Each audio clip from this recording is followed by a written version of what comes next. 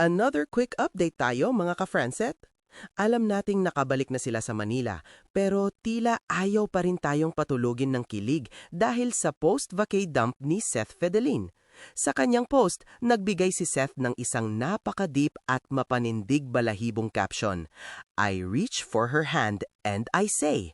At sa mga pictures na kasama nito, kitang-kita kung gaano ka-espesyal ang bawat sandali nila sa isla.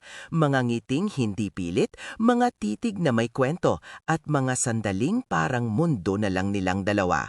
Talagang iba ang kilig kapag tahimik pero ramdam na ramdam.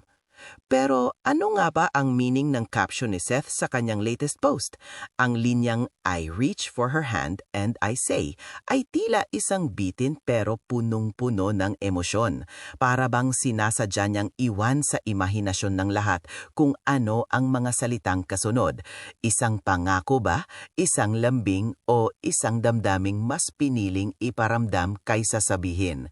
Sa ganitong caption, mas nangingibabaw ang kilos kaysa salita dahil minsan sapat na ang pag-abot ng kamay para ipakita kung gaano kaimportante ang isang tao.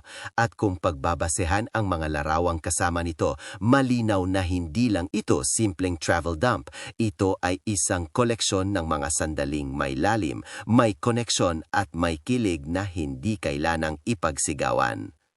Hindi lang doon nagtatapos ang kilig mga ka-Franset.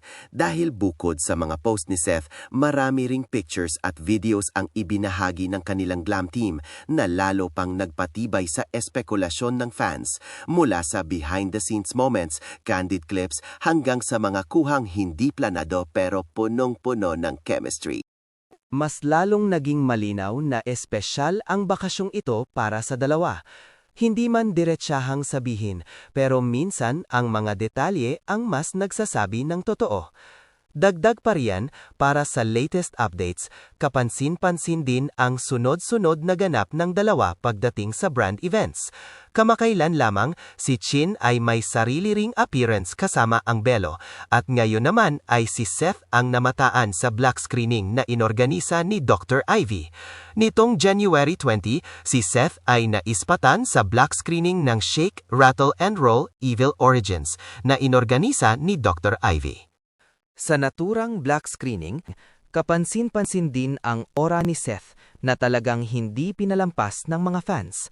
Simple pero striking ang kanyang suot, all-black outfit na sinamahan ng leather jacket, dahilan para magmukha siyang mas fresh at mas lalong gumwapo. May dating na bad boy look pero dala pa rin ang pamilyar na charm ni Seth na swak sa ganitong klaseng event. Hindi na nakakapagtaka kung bakit marami ang napalingon at napahanga. Tila effortless lang pero ramdam.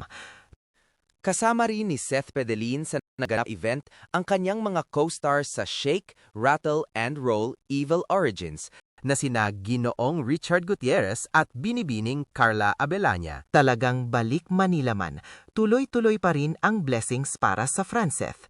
At syempre, kahit balik Manila na at busy sa kani-kanilang ganap, malinaw na nanatiling espesyal ang koneksyon ni na Francine at Seth sa puso ng fans.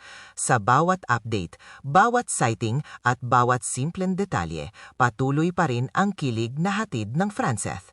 Kung kinilig ka rin sa update na to, don't forget to like, share at i-follow mo na ang page para sa mas marami pang Franceth updates. Hanggang dito na lang ulit ako mga ka-Franceth. See you on our next one. Bye!